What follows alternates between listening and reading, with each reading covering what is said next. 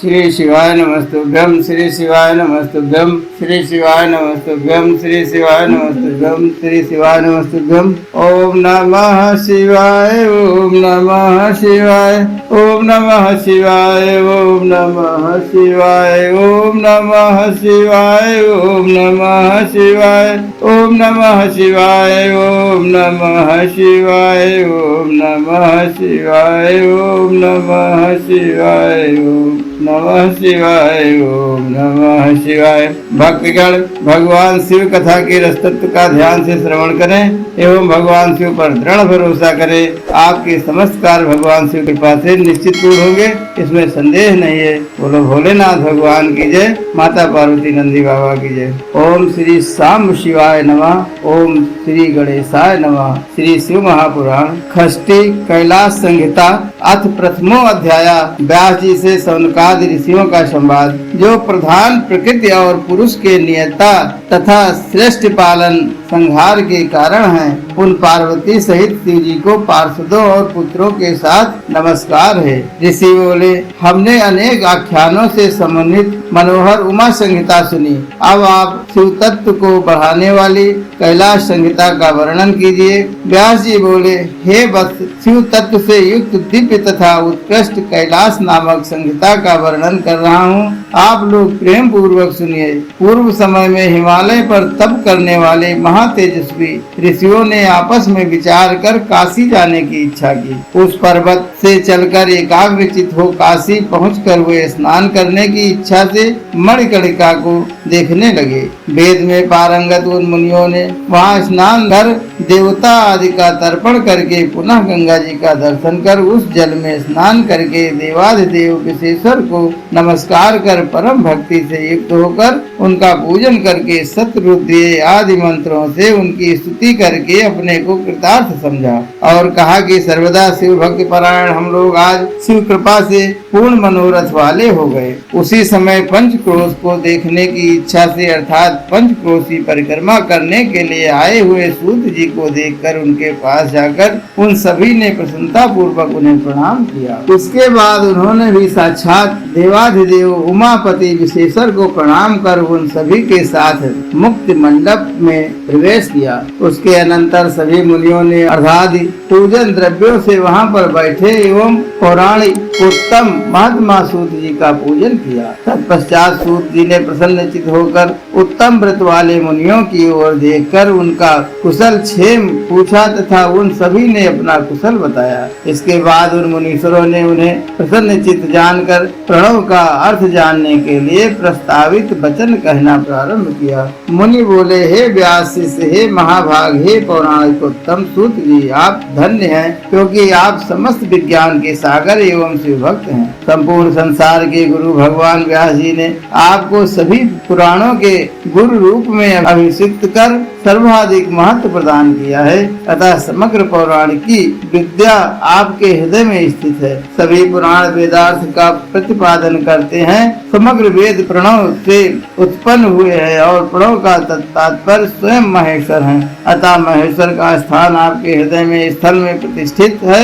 हम लोग आपके मुख कमल से निकलते हुए सुंदर मकरंद सदृश प्रणवार्थ रूप अमृत को पीकर संताप रहित हो जाएंगे। हे महामते, आप ही हम लोगों के विशेष गुरु हैं, कोई दूसरा नहीं। अतः आप परम कृपा पूर्वक महेश्वर के श्रेष्ठ ज्ञान का उपदेश कीजिए। उनके इस वचन को सुनकर व्यास जी के परम प्रिय शिष्य विद्वान सूत जी गणेश कार्तिकेय साक्षात महेश्वर शिलाद के पुत्र तथा श्रेयसा के पति प्रभु नंदीश्वर सनत कुमार तथा व्यास जी को नमस्कार कर यह कहने लगे। सूत जी बोले, हे पाप रहित महाभाग्यशाली मुनियों, आप लोग धन्य हैं जो कि आप लोगों की ऐसी अत्यंत दृढ़ मति है, वह पापियों के लिए सर्वदा दुर्लभ है। हे महर्षियों, पूर्व समय में पराशर पुत्र गुरुदेव व्यास जी ने नैमिषारण्यवासी मुनियों को जो उपदेश दिया था उसी को मैं आप लोगों से यह कह रहा हूँ, जिसके सुनने मात्र से मनुष्यों में शिव भक्ति उत्पन्न हो जाती है।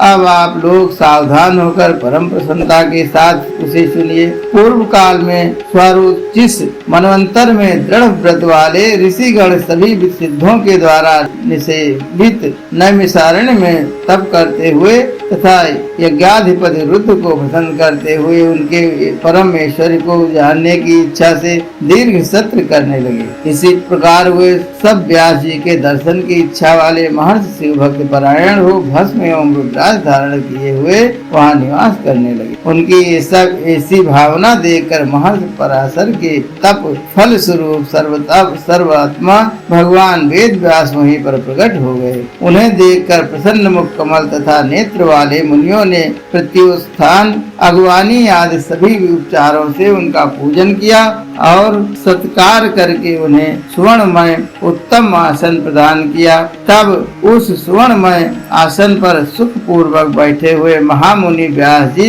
गंभीर वाणी में कहने लगे। व्यास जी बोले, आप लोग बताएं कि इस महायज्ञ में आप लोगों का कुशल तो है। आप लोगों ने यज्ञाधिपति शिव का पूजन अच्छी प्रकार कर तो लिया है।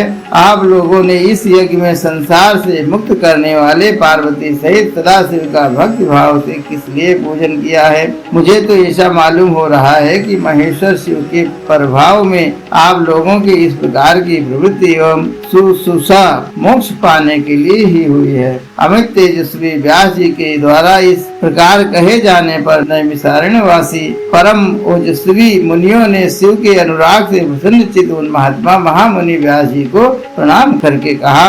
मुनि बोले, साक्षात विष्णु के अंश से अवतार धारण करने वाले हे भगवान, हे मुनि श्रेष्ठ, हे कृपा निधान, हे महाप्राग, हे सर्वाविदेश्वर, हे प्रभु, आप संपूर्ण जगत के स्वामी सृष्टिकर्ता एवं पार्वती तथा गणों सहित इन महादेव की कृपा के साक्षात समुद्र हैं। आपके चरण कमल के मकरंद के स्वाद में आसक्त हुए भ्रमर स्वरूप मन वाले हम लोग आज आपके चरण कमल के दर्शन से कृतार्थ हो गए हैं। हम लोगों ने पापी जनों के लिए अत्यंत दुर्लभ आपके चरण कमल का दर्शन प्राप्त किया, अतः हम लोग महान पुण्य वाले हैं। हे महाभाग, प्रणव के अर्थ को प्रकाशित करने की इच्छा वाले हम लोग नैमिषारण्य नामक इस महातीर्थ में महासत्य संपादित कर रहे हैं। महेश्वर के परम भाव का चिंतन करते हुए हम लोगों ने यह निश्चय किया है कि परमेश्वर के विषय में सुनना चाहिए। हे प्रभु, अभी तक हम लोग उनकी महिमा को नहीं जान पाए हैं,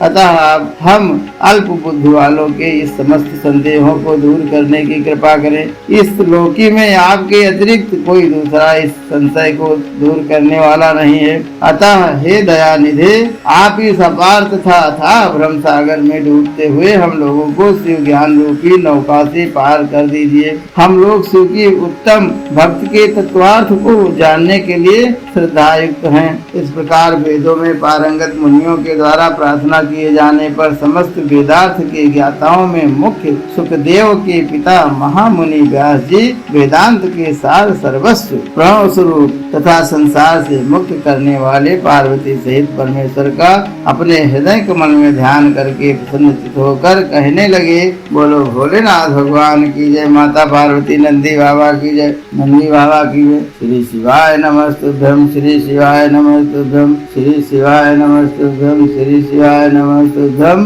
तेरी डमरू की धुन सुन के मैं काशी नगरी आई हूँ। तेरी डमरू की धुन सुन के मैं काशी नगरी आई हूँ। मैं काशी नगरी आई हूँ, मैं काशी नगरी आई हूँ। तेरी डमरू की धुन सुन के मैं काशी नगरी आई हूँ। सुना है कि वो बम भोले तेरी काशी में गंगा है। सुना है कि वो बम भोले तेरी काशी में गंगा है। उसी गंगा में नहाने को मैं काशी नगरी आई हूँ। उसी गंगा में नहाने को मैं काशी नगरी आई हूँ। हर हर महादेव, हर हर महादेव, हर हर महादेव।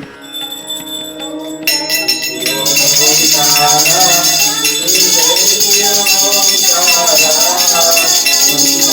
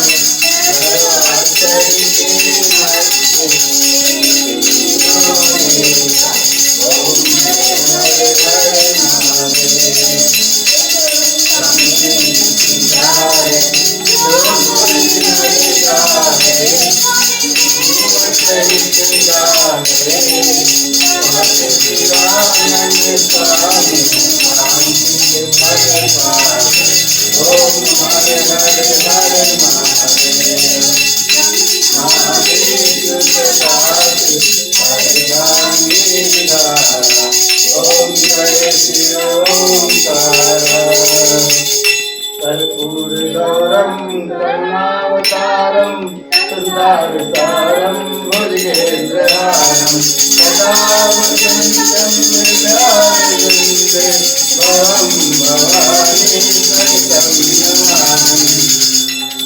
नमामि।